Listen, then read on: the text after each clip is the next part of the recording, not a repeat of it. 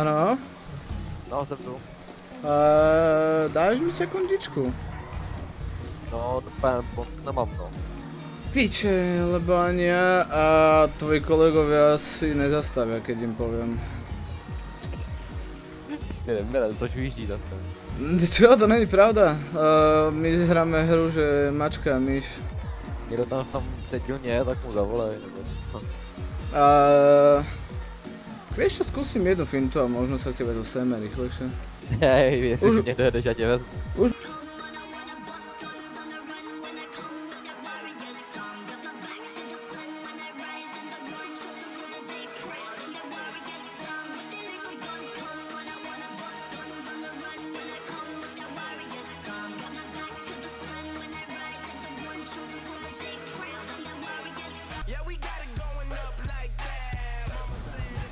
Dobre, už nemám ani jedno auto, takže už pohodičku. Já vím, už to hlásali, že jsem ujel kedu. Se zeptat, neviděl jste náhodou teďka v blízké době tady viděl třeba nějaký fialový Skyline?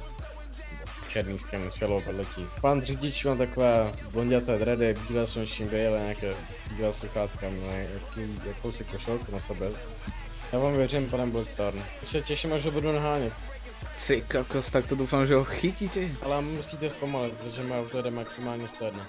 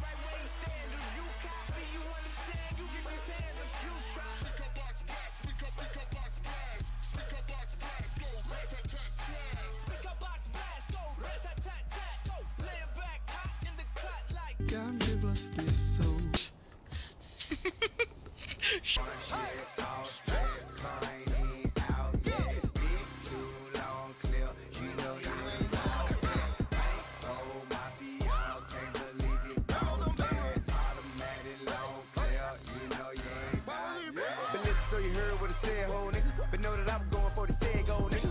Try to cross the line, be a dead ho nigga. Give a damn if you wearing blue or red ho nigga. Listen, I ain't really much for the...